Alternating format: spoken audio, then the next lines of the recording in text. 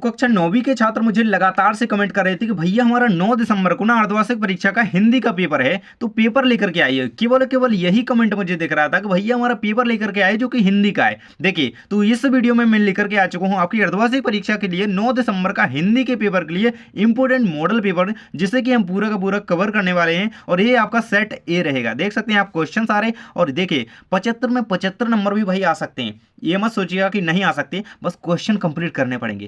Question complete करके जाओगे ना तो भाई 75 क्या 75 में 75 भी ले के आओगे, है ना। तो देखिए सबसे पहले पूरे क्वेश्चंस को देख लेना। और मैं आपको एक बात बता दूं ना कि एमपी बोर्ड जो है ना, एमपी बोर्ड कह चुका है कि एमपी में 2 सेट में पूरे के पूरे प्रश्न पत्र बनने हैं। 2 सेट में, सेट ए और सेट बी, है ना। तो ये हमारा सेट ए रहेगा, इसको पूरा कवर कर लेना। क्या पता आपके यहाँ सेट बी आ जाए या फिर सेट ए आ जाए, तो जाकर के चैनल पर सेट बी की वीडियो देख लेना, है ना। देखिए इस तरीके से क्वेश्चन रहेंगे आपके। देखिए निर्देश सबसे पहले है आपके सभी प्रश्न हल करना अनिवार्य है ना। पूरे प्रश्न में आपको उत्तर के साथ बताऊंगा, है ना। प्रश्न क्रमांक 1 से 5 तक 30 वस्तुनिष्ठ प्रकार के प्रश्न हैं जो कि 1-1 नंबर के हैं। प्रश्न क्रमांक 6 से 17 तक हमारे 12 प्रश्न हैं 2-2 नंबर के। 18 से 20 तक हमारे 3-3 नंबर के प्रश्न हैं। 21 से 23 तक हमारे 4-4 नंबर के प्रश्न हैं। इस तरीके से आपके यहाँ पे प्रश्न कंप्लीट होते हैं। यह प्रश्न पत्र केवल अभ्यास हेतु है ना, इसको ध्यान देना। तो भाई सबसे पहले हमारी सही विकल्प चुनकर लिखिए। क्वेश्चन स्टार्ट होते हैं जो कि आपके 6 नंबर के आपके पेपर में छपने वाले हैं। देखिए पहला क्वेश्चन इसमें है, हिंदी साहित्य का स्वर्ण युग माना जाता है तो भक्ति काल को, रीति काल को, बीड़ गाथा काल को या फिर वर्तमान काल को। तो भाई स्वर्ण युग की बात की जा रही है, इसका नंबर आपका हो जाएगा आ नंबर का ऑप्शन सही। भक्ति काल को जो है हिंदी साहित्य का क्या है, स्वर्ण युग कहा जाता है, याद रखना। नेक्स्ट क्वेश्चन हमारा, मेघ आए किसकी रचना है? रामधारी सिंह दिनकर की, महादेवी वर्मा की, माखनलाल चतुर्वेदी की, सर्वेश्वर दयाल सक्सेना की। तो मेघ आए किसकी रचना है? ये हो जाएगा आपका आंसर यहाँ पे माखनलाल चतुर्वेदी, इसका आंसर लगा लीजिएगा। नेक्स्ट क्वेश्चन हमारा आएगा, मेघ आए बड़े बन ठन के समर के पंक्ति में अलंकार है। देखिए अनुप्रास अलंकार, ब नंबर रहेगा उपमा, सा नंबर रहेगा मानवीकरण, दा नंबर रहेगा यहाँ पे उत्प्रेक्षा। तो भाई मेघ आए बन ठन करके, तो यहाँ पे देखिए मानवीकरण किया जा रहा है, तो आंसर हो जाएगा आपका मानवीकरण अलंकार। इस तरीके से हमारे 3 होते हैं कंप्लीट। चौथे नंबर का आपका आता है, प्रेमचंद्र के फटे जूते किसने लिखा है? तो भाई हरिशंकर परसाई ने, महादेवी वर्मा ने, प्रेमचंद्र ने, हजारी प्रसाद द्विवेदी ने। भाई इसका आंसर ना 90% स्टूडेंट क्या लगाएंगे? प्रेमचंद, क्योंकि यहाँ पे आपको दिख रहा है कि प्रेमचंद के फटे जूते, तो प्रेमचंद के फटे जूते प्रेमचंद ने लिखे होंगे। नहीं, लेकिन ऐसा नहीं है। प्रेमचंद के फटे जूते किसने लिखे हैं? ये लिखे हैं हरिशंकर परसाई ने। इसको याद रखना, बहुत ज्यादा इंपॉर्टेंट है। नेक्स्ट हमारा आ जाता है, संधि के प्रकार हैं तो 2, 3, 4, 6। तो संधि के प्रकार जो होते हैं 3 होते हैं, याद रखना। और समास होता तो यहाँ पे क्या हो जाता? 6। यहाँ पे संधि है तो 3 प्रकार संधि के होते हैं। अगला हमारा, इस जल प्रलय में पाठ की विधा है तो क्या है? कहानी, उपन्यास, रिपोर्टाज, नाटक। आप सभी को पता होगा हमारी जो इस जल प्रलय में है वो रिपोर्टाज है। बिल्कुल हमारे 6 नंबर के जो है सही विकल्प कंप्लीट होते हैं। जल्दी से ठोक के सब्सक्राइब कर दो, जल्दी से सब्सक्राइब कर दो। देखिए क्योंकि अगला पेपर जो है अंग्रेजी, संस्कृत, विज्ञान सारा कुछ मैं कवर करवाने वाला हूं भाई। देखिए रिक्त स्थानों की पूर्ति कीजिए। देख सकते हो यहाँ पे आपका पहला क्वेश्चन इसमें दिया गया है, तुलसीदास का प्रसिद्ध महाकाव्य खालिस्तान है तो कौन सा है आपका? यहाँ पे देखिए तुलसीदास जी की बात की जा रही है, रामचरितमानस। इसका उत्तर आपको लिख देना है। क्या लिखना है? रामचरित मानस। इस तरीके से आपको इसका उत्तर लिख लेना है। ये आपके सामने इसका कंप्लीट आंसर रहेगा। अगला है, तिब्बत में खतरे की जगह को खालिस्तान कहा जाता है तो क्या डांडे कहा जाता है, भीम पोखरा कहा जाता है या फिर जो है हार कहा जाता है? तो डांडे कहा जाता है भाई, डांडे, है ना। डांडे याद रखना, बहुत ज्यादा इंपॉर्टेंट है। नेक्स्ट है आपका, करुण रस का स्थायी भाव खालिस्तान है तो क्या है? करुण का शोक होता है ना, तो करुण का शोक लिख देना है, शोक। अगला है आपका, संचारी भावों की संख्या खालिस्तान है तो कितनी है? 33 है। कितनी है? इस तरीके से भी लिख सकते हैं 33, और ऐसे भी 33 लिख सकते हैं। अगला है आपका, बेशब्दांश, है ना। बेशब्दांश जो शब्द में शुरुआत में प्रयुक्त किए जाते हैं खालिस्तान कहलाती हैं। देखिए जो शुरू में आते हैं ना उन्हें हम कहते हैं उपसर्ग, जो बाद में आते हैं उन्हें प्रत्यय। तो यहाँ पे आंसर क्या होगा? शुरुआत की बात की जा रही है तो क्या रहेगा इसका उत्तर भाई? इसका उत्तर आपको लिख देना है उपसर्ग। इस तरीके से इसका उत्तर लिख दीजिएगा, है ना। अगला क्वेश्चन हमारा रहेगा, प्रेमी ढूंढत मैं फिरो खालिस्तान मिले ना कोई तो कौन? प्रेमी मिले ना कोई, प्रेमी ढूंढत मैं फिरो, प्रेमी मिले ना कोई, है ना। ये आपका उत्तर हो जाएगा। इसके बाद आ जाता है हमारा प्रश्न नंबर 3 जो कि सत्य असत्य के रूप में भाई 6 नंबर के पूरे कंप्लीट करने में, है ना। देखिए पहला नंबर कहता है कि कबीर एक समाज सुधारक थे तो ये बिल्कुल सत्य रहेगा, है ना। थे ही, बिल्कुल थे भाई, समाज सुधारक थे कबीर। अगला है जिसके कारण मन में भाव जागृत होते हैं ना, भाव जागृत होती हैं उसे क्या आलम्बन कहते हैं। ये आपका बिल्कुल सत्य रहेगा, यहाँ पे इसको क्या लगाना है भाई, सत्य लगा लीजिएगा। अगला क्वेश्चन कहता है रामचरितमानस क्या है, एक महाकाव्य है। तो देखिए ये भी आपका सत्य रहेगा क्योंकि ये तुलसीदास ने रचा है और महाकाव्य ही है। अगला है आपका तिब्बती जमीन बड़े छोटे बड़े जमींदारों में बटी थी, तो ये आपका बिल्कुल सत्य रहेगा। नेक्स्ट हमारा क्वेश्चन कहता है आग का तत्सम रूप अग्नि है। तो आग का तत्सम रूप क्या है, बिल्कुल सही कहा गया, अग्नि ही है ना। मतलब जो संस्कृत हिंदी से संस्कृत में शब्द जाएं वो तत्सम कहलाते हैं ना, ये रहेगा आपका बिल्कुल सत्य रहेगा अग्नि। इसके बाद है आपका मेरे संग की औरतें पाठ्य में लेखिका मृदुला गर्ग के 5 भाई बहन थे। तो कितने भाई थे भाई, पूरे 6 थे टोटल, है ना। तो इसका आंसर क्या हो जाएगा आपका, असत्य आपको लिख देना है, 5 नहीं थे 6 थे, है ना। इस तरीके से हमारी यहाँ पे होते हैं सत्य सत्य रिक्त स्थान और ये सही विकल्प कंप्लीट। चलिए आगे के क्वेश्चन आपके देख लेते हैं, जो कि आपके क्वेश्चन यहाँ पे दिए गए हैं सही जोड़ी के रूप में, देख सकते हैं यहाँ पे सही जोड़ी में आपका सबसे पहले स्तंभ आ और स्तंभ बा में देखिएगा, है ना। प्रश्न नंबर आपके 6 नंबर कंप्लीट करने वाली हैं। देखिए कबीरदास की जोड़ी आपकी मिल जाएगी यहाँ पे, बाहरी आडंबरों का विरोध यहाँ पे किसने किया है, कबीरदास जी ने किया है। तो पहले की जोड़ी आपको कबीरदास से मिला देनी है यहाँ पे, बाहरी आडंबरों का विरोध। नेक्स्ट आपका उपन्यास सम्राट, तो भाई सभी को पता है कि मुंशी प्रेमचंद्र को जो है उपन्यास सम्राट कहा जाता है ना।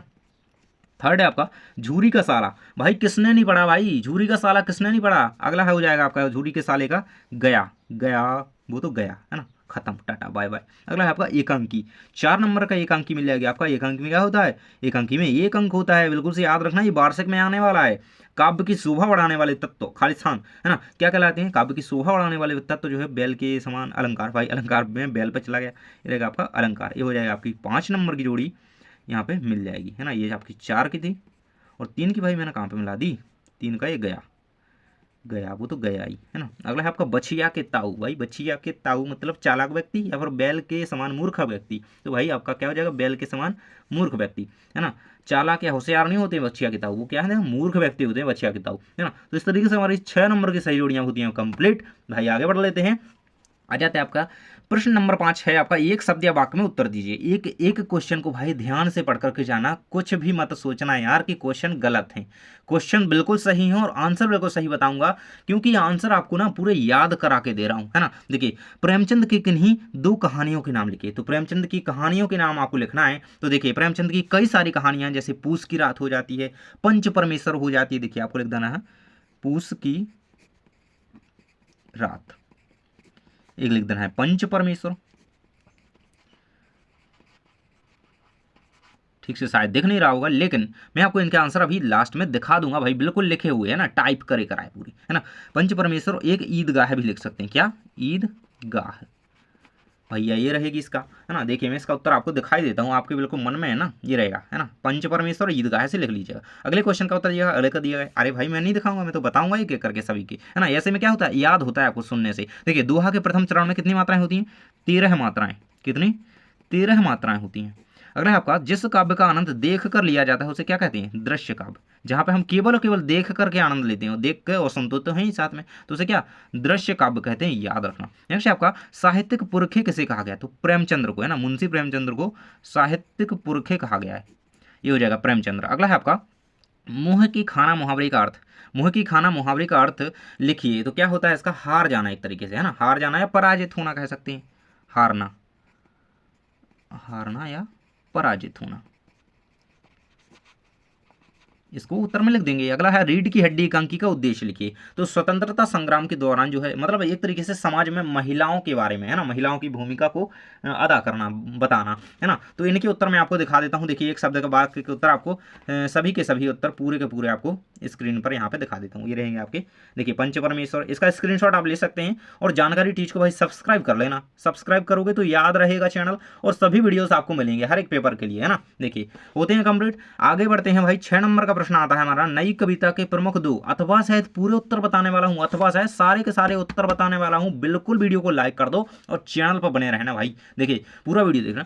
नई कविता के प्रमुख 2 कवियों के नाम, उनकी रचना शैली लिखिए। भक्ति काल के प्रमुख 2 कवियों के नाम, उनकी रचना शैली लिखिए। 2-2 नंबर का क्वेश्चन है भाई। चलिए ये रहेगा आपके 6 नंबर के प्रश्न का उत्तर। भाई बहुत मेहनत से उत्तर मैंने ढूंढे हैं यार, इसके बहुत मेहनत से उत्तर ढूंढे हैं यार। सब्सक्राइब कर दो जल्दी से, है ना, और लाइक तो कर ही देना है। देखिए, नई कविता के प्रमुख दो कवि हैं, उनके कौन से? अज्ञेय हो जाएंगे, शमशेर बहादुर सिंह हो जाएंगे। अथवा वाले को उत्तर दिया गया है भक्ति काल के प्रमुख दो कवि, उनकी रचनाएं तुलसीदास सूरसागर, रामचरितमानस सूरसागर, है ना।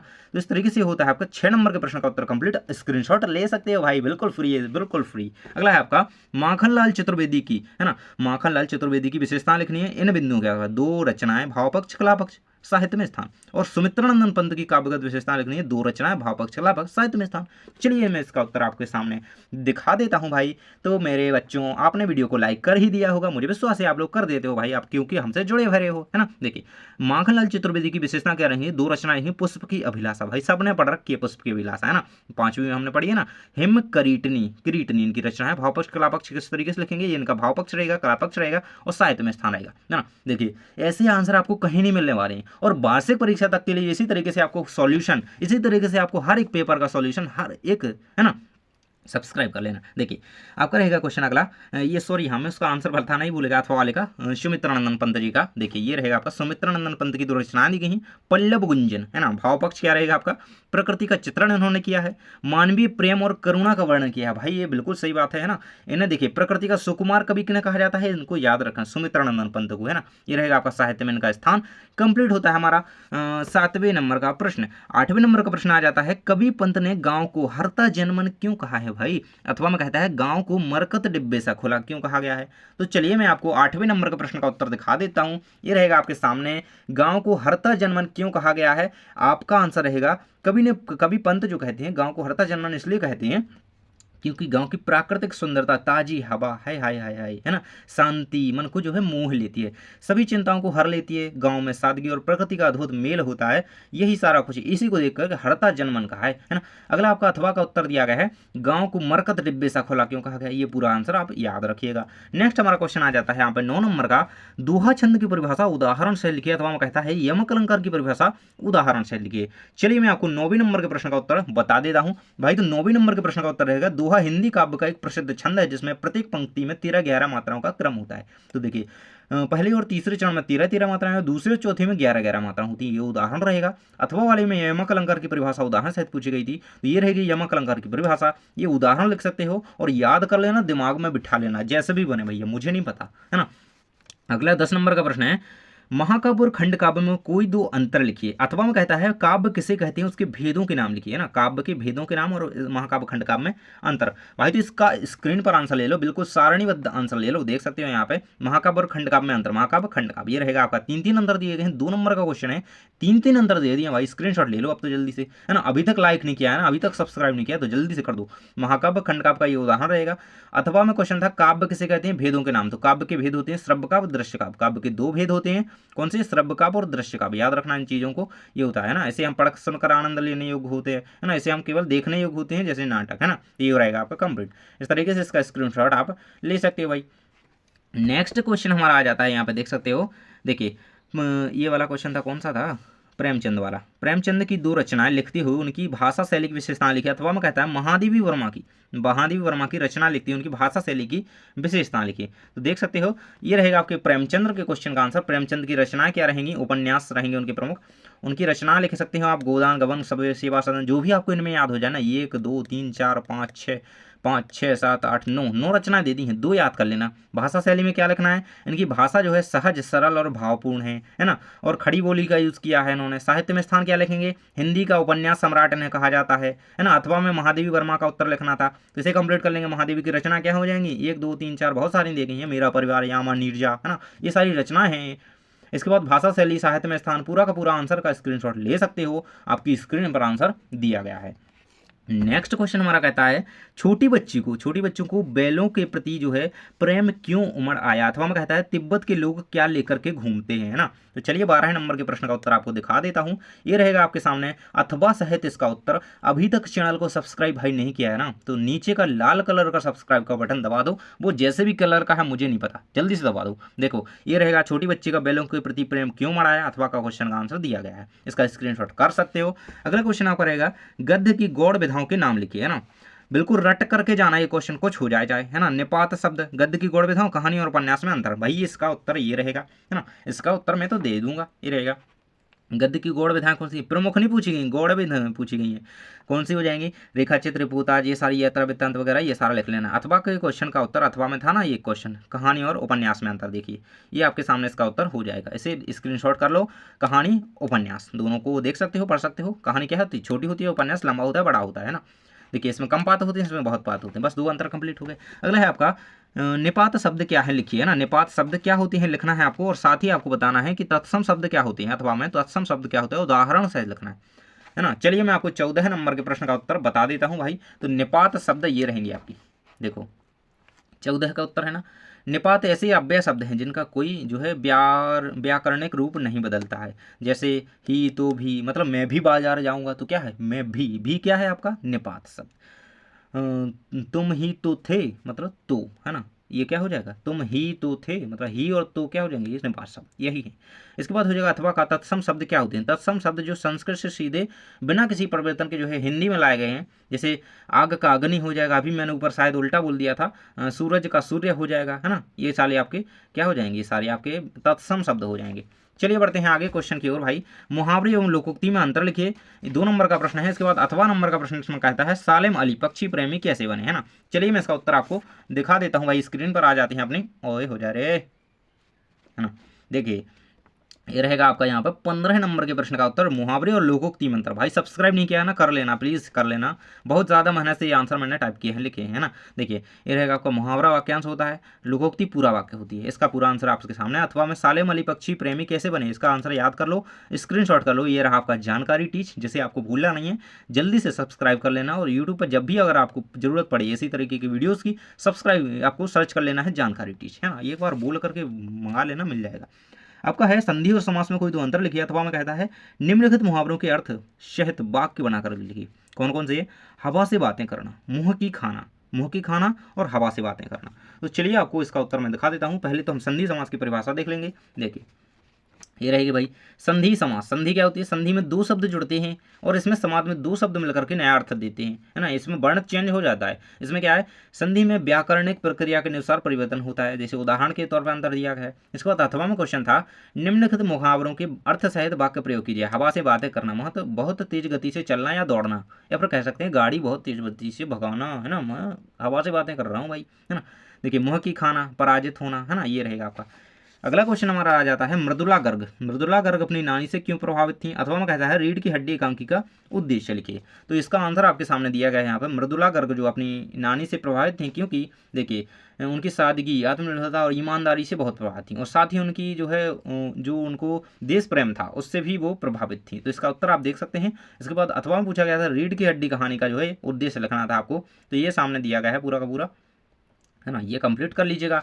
नेक्स्ट हमारा क्वेश्चन आ जाता है क्या गाती हो क्यों रह जाती हो। आपका 18 नंबर का प्रश्न है, ये आपका 3 नंबर आपके एग्जाम में आपको देने वाला है। देखिए तो ये रहेगा आपका पूरा स्टैंजा। चलिए देख लेते हैं इसकी संदर्भ प्रसंग सहित भावार्थ, है ना। तो देखिए आपके सामने क्वेश्चन रहेगा, इसका आंसर भाई देख सकते हो, क्या गाती हो, यही है ना। चैन मिला लीजिए अपना, कोई दिक्कत नहीं है ना।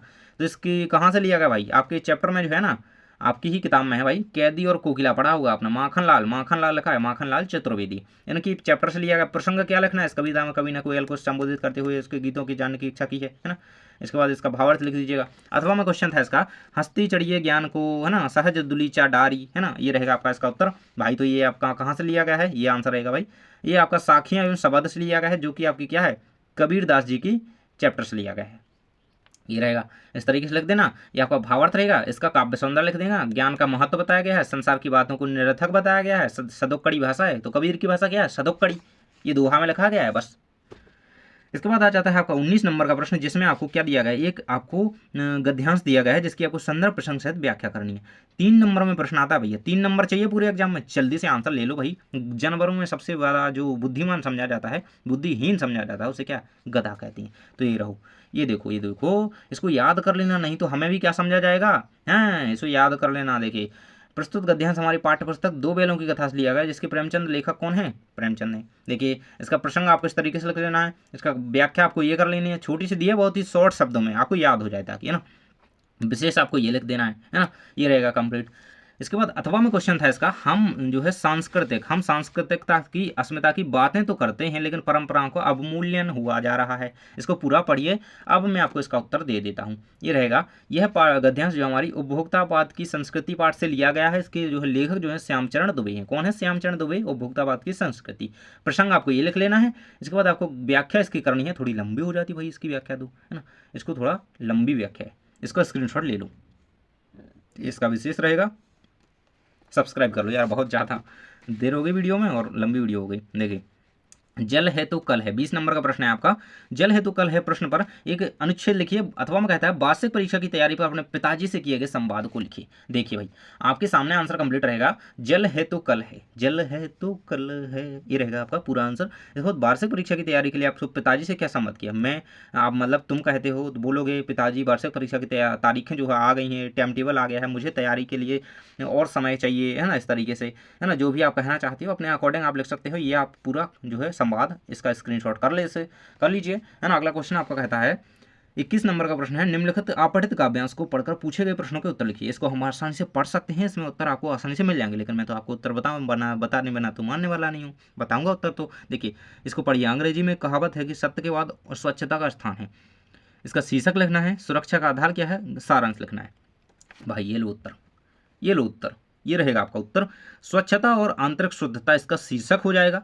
आंतरिक सुरक्षा का आधार क्या है? तो सदाचार, नैतिक मूल्य, सद्विचार और अच्छी संगति ही क्या है? आंतरिक सुरक्षा का आधार है। इसके गद्यांश का सारांश आपको लिखना है, तो ये लिख लीजिएगा। इसके बाद आपका अथवा में क्वेश्चन था इसी के, है ना, जो जल बाढ़ है नाव में, है ना, घर में बाढ़ है दाम, है ना। ये आपको क्या करना था, इन क्वेश्चन के आंसर देने हैं। जो आपके नीचे क्वेश्चन दिए गए हैं इनको इसे पढ़ करके इन क्वेश्चन के आंसर देने हैं। तो चलिए मैं इसके अथवा के आंसर आपको दिखा देता हूँ। ये रहेगा आपका अथवा वाले का, नाव वाले का, है ना। नाव में पानी बढ़ने से क्या करना चाहिए, है ना, ये सारे क्वेश्चन पूछे गए थे तीनों को, तो ये तीन का आंसर आप लिख सकते हैं।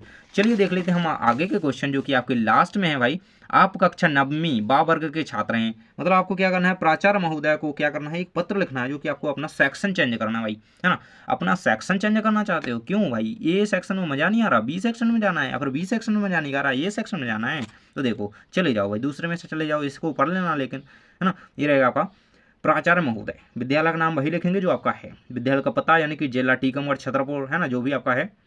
डेट वही लिखेंगे, विषय आपको यही लिखना है, वर्ग परिवर्तन के लिए आवेदन पत्र, है ना। इस तरीके से लिखते जाएंगे। आ का छात्र हूँ, बा में जाना चाहता हूँ, छा का छात्र हूँ, है ना, इस तरीके से ये रहेगा आपका, है ना। मेरी विनती पर ध्यान दीजिएगा, धन्यवाद, इस तरीके से कंप्लीट।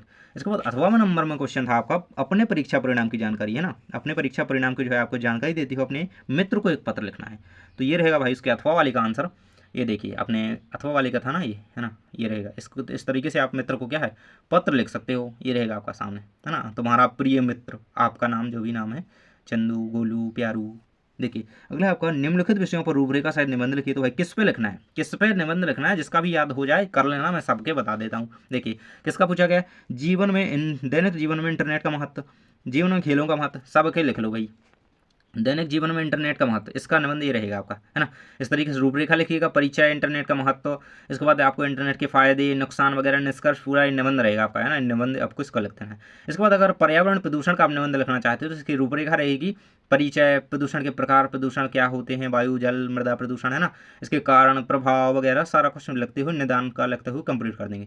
इसके बाद अगर आपको और लिखना है तो भाई और तो गाइड में ढूंढ लेना, मैंने इतना सारा कुछ बता दिया है। तो भाई हम कर चुके हैं 1 से लेकर के 23 तक के सभी प्रश्नों के उत्तर के साथ कंप्लीट। अगर आपने ये वीडियो पूरा देख लिया ना, तो आप ना एग्जाम में बहुत अच्छे नंबर लेकर के आओगे। और सेट बी जाकर के देख लेना, चैनल पर मिल जाएगा। और ये वीडियो भाई शेयर कर दो दोस्तों के साथ, शेयर कर दो ताकि वह भी आनंद ले सकें पूरी वीडियो का, पूरे क्वेश्चन को कंप्लीट कर सकें। जल्दी से चैनल को सब्सक्राइब कर लो। थैंक्स फॉर वॉचिंग, मिलते हैं नेक्स्ट वीडियो में।